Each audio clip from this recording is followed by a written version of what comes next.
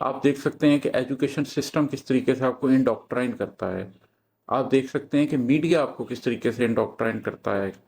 اگر آپ قصص الانبیاء کو دیکھیں اور تو آپ کو یہ بات آہستہ آہستہ سمجھ آنی شروع ہو جاتی ہے کہ دکھ کی بھٹی میں تو انسان کندن ہوتا ہے. ابھی جو جنگ کے حالات رہے ہیں اس کے اندر کیا سچویشن تھی کہ اس کے اندر سچویشن یہ تھی کہ جنگ لڑنے کے لیے سب تیار ہیں، لیکن وہ جس کو آپ کہتے ہیں کہ جہاد عظیم ہے، جو اپنے نفس کے ساتھ جنگ لڑنی ہے، وہ لڑنے کے لیے کوئی بھی تیار نہیں ہے. ایک اور غزل کے کچھ اشعار آپ کے ساتھ ڈسکس کرتا ہوں.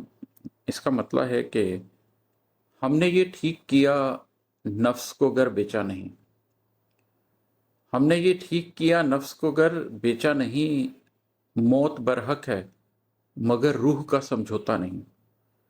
اس معنی کے اوپر میں نے ایک نظم بھی کہی ہوئی ہے، آپ لوگ جو سننا چاہیں وہ سن سکتے ہیں. وہ بھی اسی عنوان پہ ہے جو حضرت علی رضی اللہ تعالیٰ عنہ کا ایک قول ہے کہ نفس انسانی کی کم سے کم قیمت جنت ہے، اس کو اس سے کم پر نہیں بیچنا چاہیے.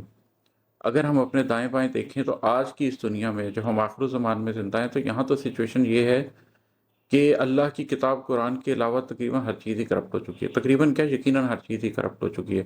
سورۃ الکہف کی جو پہلی آیت ہے وہ سٹارٹ ہی اس بات سے ہوتی ہے کہ اللہ تعالیٰ کا شکر ہے جس نے ہم پر یہ کتاب نازل فرمائی، جس میں کوئی کمی یا کجی نہیں رکھی، جس میں کوئی کرپشن نہیں رکھی. تو آپ دیکھیے کہ آخر زمان میں جو سورت آخر زمان کے لیے نازل ہوئی ہے، اس کی پہلی آیت ہی اگر یہ بات کہہ رہی ہے کہ اللہ کا شکر ادا کرو کہ تمہارے پاس ایک ایسی کتاب ہے جس میں کوئی کجی نہیں ہے. یہ آیت خود بتا رہی ہے کہ آخر زمان میں اس کے علاوہ ہر چیز میں کجی ہوگی.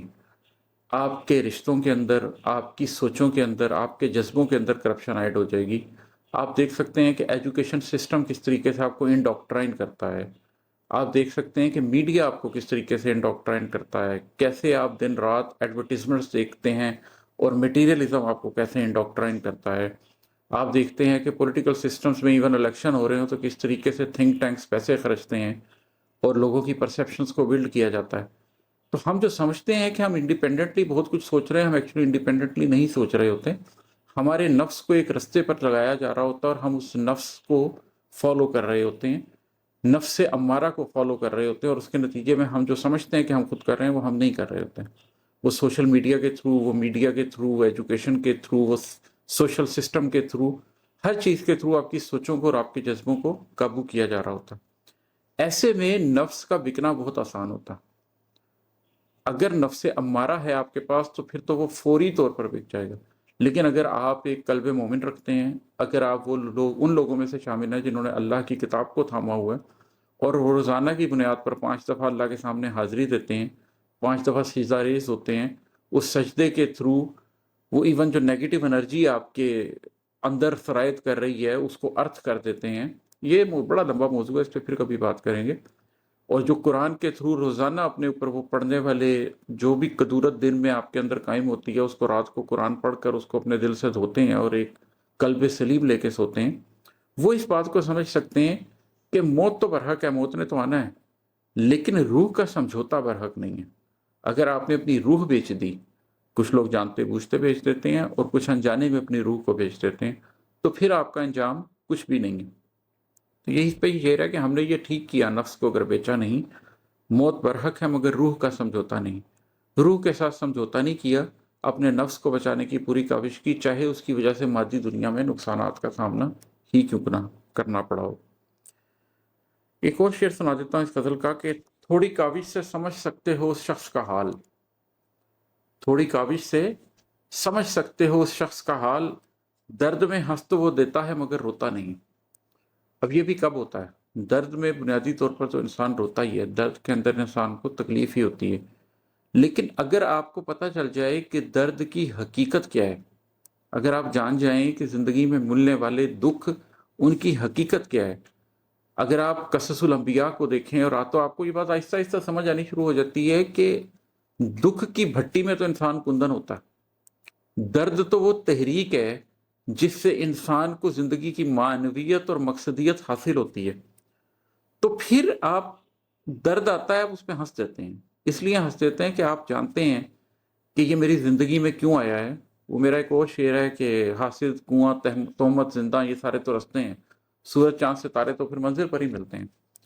تو جیسے یوسف علیہ السلام کی زندگی میں اتنا کچھ آیا، हासिद आए, कुआं आया, तोहमत लगी, जिंदा आया, लेकिन वो रास्ते थे, मंजिल कुछ और थी। तो जब आपको इस बात का एहसास हो जाता है कि आपकी मंजिल तक जाने के लिए आपको कुछ दुखों से, कुछ तकलीफों से गुजरना है, तो फिर आप अपने दर्द पर रोने की बजाय हंस देते हैं। तो उस पर ही शेर है कि थोड़ी काविश से समझ सकते हो तुम, समझ सकते हो उस शख्स का हाल। दर्द में हंस तो वो देता है मगर रोता नहीं। आप थोड़ी सी काविश करें तो आपको अपने इर्द गिर्द ऐसे लोग नजर आ जाएंगे जो जिंदगी की उस मानवियत को समझते हैं, उस मानी को जानते हैं, और अगर आप उनसे बात करेंगे तो वो आपको जिंदगी का ये रुख दिखा सकते होंगे। मगर एक और शेर सुना देता हूँ। रम्स की बात समझते नहीं देखे अहबाब, रम्स की बात समझते नहीं देखे अहबाब, बात की तह में उतर सकता कोई देखा नहीं। उमूमी तौर पर लोगों के सामने ये हकीकतें होती हैं, लेकिन वो इस रम्स की बात को समझ नहीं रहे होते। मैं तो पिछले 12-14 साल से लोगों को ये रम्स की बातें बताने की कोशिश कर रहा हूँ, लेकिन लोगों को बोरिंग लगती हैं, लोग सुनना नहीं चाहते हैं। मेरे लिए बड़ा आसान है कि मेरा हिस्ट्री में बड़ा शौक है, मुझे ज्योग्राफी का बड़ा शौक है, मुझे इंटरनेशनल रिलेशंस का, पॉलिटिक्स का बड़ा शौक है। मैं भी उनका एक यूट्यूब का चैनल बना लेता हूँ और उसके ऊपर लोगों के इंटरेस्ट की बातें करता हूँ, बड़े व्यूज़ आ जाएंगे।